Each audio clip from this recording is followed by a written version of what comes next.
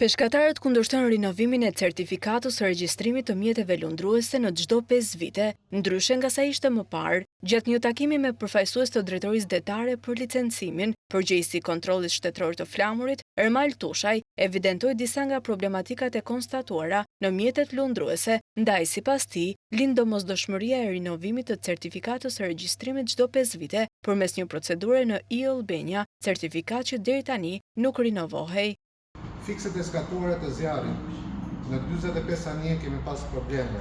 Gjaketat e shpëtimit, radhët e shpëtimit, në 80 anije në 110 kanë pas probleme. Kjo është një numër i lartë me që janë mjetet për të shpëtuar njerëzit jetën në anije. Mjetet piroteknike 60 anije kanë pas probleme, zadrat e shpëtimit 80 anije, mirëmbajtja lokalit motorit 80 anije, alarmi sentinave që ngelet i pika akoma e madhe 70 anije e kanë problemin akoma nuk e kanë rregulluar. Për sektorin e peshkimit të rinovimi i kontratës, konsiderohet një tjetër barë financiare në një periudhë kur pjesa dërmuese e anijeve nuk dalin në det për shkak të çmimit të lartë të naftës. Nga 1990 e marapa një certifikat të regjistrimit. Tash deri çdo 5 vjet që ne do vim, do rrim gatitu atje, do paraqisim letra, do bëjmë letra dhe kjo punë vështohet për ditë.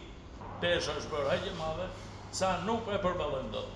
Në anije nuk ndryshon asgjë. Pra është si puna e atij njeriu që lind, regjistrohet në gjendje civile dhe kur të vdesi do shkojë regjistrohet. Po njëjti proces është edhe për anijen.